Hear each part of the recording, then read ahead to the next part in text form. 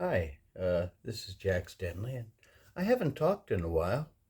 Um, and actually, last March, I made a recording concerning Ukraine. And in that talk, I stated that we needed to be prudent in our deliberations, in our negotiations between Russia, Ukraine, China, NATO. And also, we have to be very aware of China perhaps being quite interested in helping Russia. Well, now, these many months have gone by,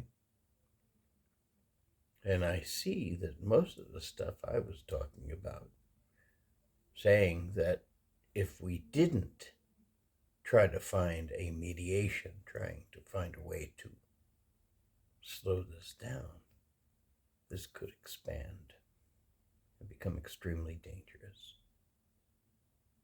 And I'm seeing that now. Because we have to remember that Ukraine is on the border of Russia, and while I don't agree with Russia's invasion of Ukraine, we have to remember here in the United States our hands are not clean because we have been involved in the Ukraine for a number of years. We even changed their government around. And you have to remember this is right on the border of Russia.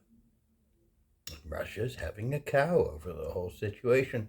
You have to remember 60 years ago, we had another situation between Russia and the United States. And in that case, it was Cuba right on our border, and Russia was fiddling with that government and arming it.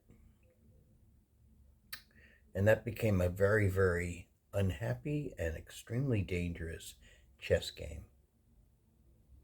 Fortunately, it was solved by a peace offering from Premier Khrushchev, which, interestingly enough, that whole story of the Cuban Missile Crisis has been somewhat mixed with mythology. And there was a book called 13 Days made into a movie. It was written by Robert Kennedy, and we have found Robert Kennedy lied a lot in that book. So it's not a very good piece of history. Adlai Stevenson. We don't hear too much about Adlai Stevenson, but he was involved in the deliberations. And he suggested right from the beginning, after the escalation in Cuba, he said, we have to find a peaceful settlement here. We have to find a way out. And he suggested that we remove our nuclear weapons from Italy and Turkey in exchange for Cuba. And he was derided by JFK, RFK, the generals, for being a coward. And I'm not giving the correct quote here, I'm just basically stating what he kind of said was the fact that sometimes, as they were deriding him as a coward, sometimes you need a coward to find a peaceful way out of fighting. That's an important thing. Sometimes people are proud and they want to fight. But you find a coward sometimes will sit there and say, hey, I don't want to fight. I want to find a way to find peace. And so he was somewhat derided for his suggestion. And JFK, of course, kept that suggestion in the back of his head. And then when Khrushchev made a similar suggestion, that's how they solved that situation. But it was a real dangerous thing. I mean, we were that close to nuclear war. Not because of the leaders, but because of the military and things that were going on with the military. Now we are in a situation in which tensions have vastly, vastly gotten much worse. And we are in a dangerous situation. We don't want to talk to each other. We are not sharing information with Russia, and Russia's not sharing information with us. We're we're basically in hostile camps, and this is right on the border of Russia, and Russia's doing its thing. What we need to do is find a peaceful way out of this. We need to sit there and say, okay, hey, let's think of this. Maybe a coward, how they would look to get out of any kind of problem. Because this is just going to escalate if it is not solved. This is not a situation that is going to end. This is going to remain a guerrilla war for a long, long time. And unfortunately, the more the United States gets involved here, the more that you have NATO involved here, the greater the opportunity that there will be a spark, and this can start a war. That's the last thing anybody needs right now. The economies of many countries are bad. And of course, in history, if we look at it, a lot of times when economies are bad, economic situations are in a dangerous state. Sometimes that's when wars happen. Let's hope we're wrong on that. But watch what's happening with NATO, adding more countries right on Russia's border, becoming part of NATO.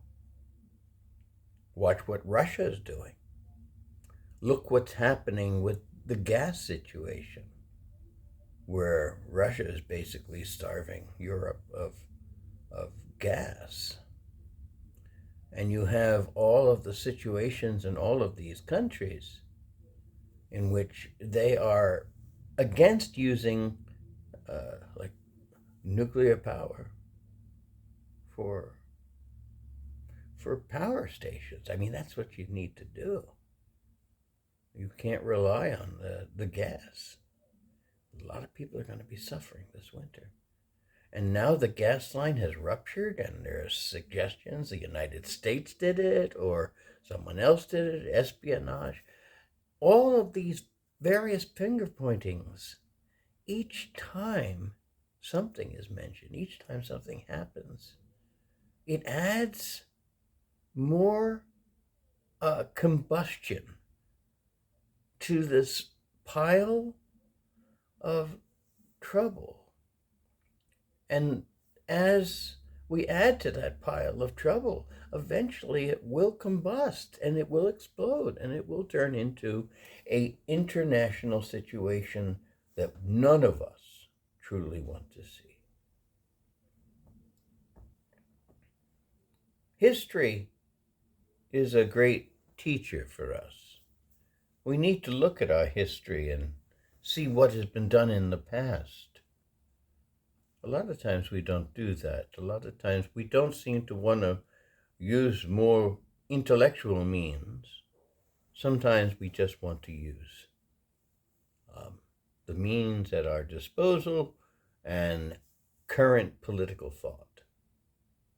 Well, current political thought is usually pretty useless. History comes in a lot handier because you need to know what works, what doesn't work. And what has worked in the past, a lot of times, is a wonderful and clear indication of what can work in the future. And so what has to be done is some prudent, and I mean soon, deliberation to calm the situation. Because Putin is backed up into a corner. And he can get desperate, and he might do something that we might all regret. These are dangerous times, far more dangerous than people are making them out to be. It's a very scary moment in history. As we are in October of 2022, this is the 60th anniversary of the Cuban Missile Crisis. 60 years ago, we were going through a situation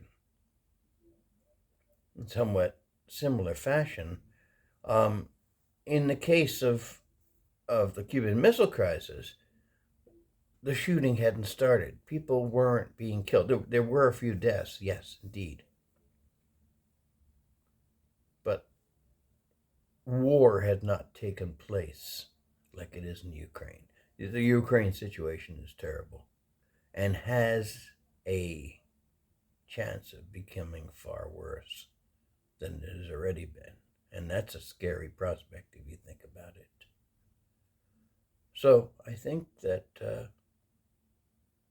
just throwing my 5 cents in here, certainly I don't have the answers, but I'm hoping that intelligence and smart deliberation with an understanding of using our history and the histories of all the nations around us and understanding what is available to help, to improve, or to advance a settlement, something way to calm this down, because the teapot is boiling. We just don't want to blow the lid off it. That's pretty much where we are, and that scares me. So I wanted to mention all this and talk about this because this is a very, very serious situation and one that we're not spending enough time truly looking and deliberating on. Thank you very much.